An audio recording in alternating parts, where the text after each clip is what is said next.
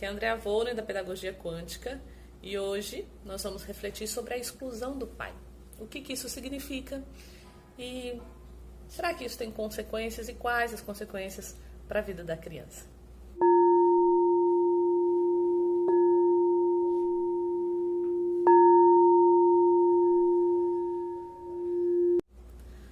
Bom, gente, então quando a gente pensa assim, pai e mãe, vamos pensar lá no comecinho da vida?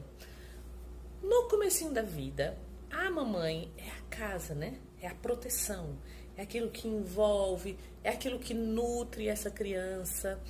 Então, essa é a representação simbólica da mamãe.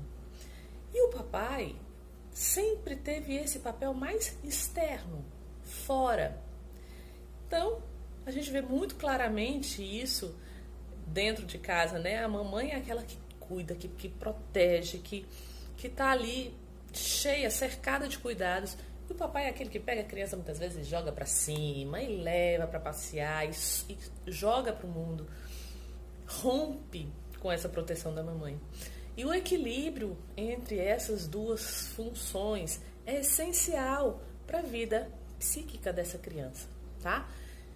Então, vamos pensar o seguinte. Quando eu falo nessa referência de mãe, eu estou falando quando eu me torno um adulto, nesse autocuidado, nessa minha autoproteção, nessa capacidade de olhar para mim com amorosidade, me cuidar.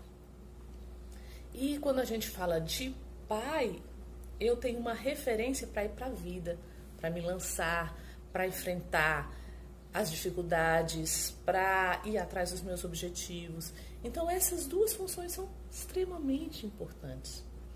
Mas, Andrea, e aí? O que acontece quando o papai e a mamãe se separam? Quando o pai e a mãe se separam, este não é o maior problema. O fluxo, eu costumo dizer para as crianças o seguinte, que o amor do papai e da mamãe está ligado lá no nosso coração e vai num fio invisível que não se rompe nunca. E isso é um jeito divertido de explicar para as crianças o que é esse campo quântico, esse campo amoroso, né? Nós estamos ligados, nós estamos conectados. E se o papai não está, ou se a mamãe não está, e se aconteceu algo ali que essas pessoas ficaram impossibilitadas de ter uma convivência diária, isso não significa que esse vínculo afetuoso se rompeu. E aí, a gente tem muitas mágoas, muitas interpretações sobre os fatos. E a gente fica olhando para os fatos e não olha mais profundamente, que é por trás desses fatos existe a essência da vida. E a essência da vida é amorosa. E aí, quando papai e mamãe se separam, geralmente a mãe carrega então uma tristeza, um peso, uma decepção. E essa mágoa da relação do casal acaba sendo transferida para a criança. E a criança, às vezes não é nem a mamãe, mas a criança toma aquela dor para ela. E quando a criança toma aquela dor da separação do papai e da mamãe, começa a interpretar que o meu pai não foi bom o suficiente. O meu pai me abandonou, o meu pai não me ama. Quando isso acontece, é como se esse fluxo amoroso ficasse interrompido no coração da criança. Então não é que esse fluxo amoroso não existe, independente das histórias, tá? Nós não vamos entrar no mérito das histórias. Esse fluxo amoroso foi possível que essa vida viesse. E a vida só vem de uma raiz amorosa, que é a essência da nossa vida. Nós só estamos aqui em função desse amor. Então eu posso sim, criança pode sim desenvolver esse afastamento. E esse fluxo fica interrompido no coraçãozinho da criança. E quando esse fluxo amoroso não é capaz de ter uma fluidez, pode ser que aconteçam algumas consequências na vida da criança, que é, às vezes a criança fica muito agitada, fica nervosa, fica com dificuldades de aprendizagem, ansiosa.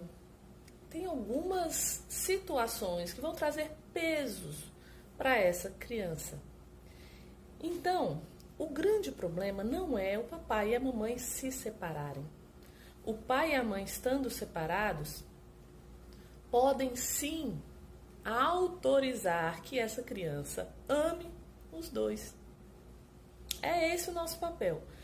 Nós, mamães, porque eu também sou divorciada, nós, mamães, precisamos permitir o amor dos filhos pelos pais, independente das nossas mágoas, das nossas mazelas, porque é essencial para o equilíbrio, para a saúde dos nossos filhos, que ele possa amar esse pai do jeitinho que ele é, do jeitinho que ele é, sem tirar nem pôr.